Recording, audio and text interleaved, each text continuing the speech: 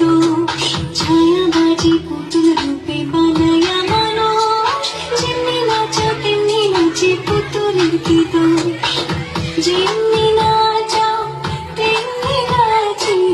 যেমনি নাচাও তেমনি নাচি তুমি খাওয়াইলে আমি খাই না তুমি খাওয়াইলে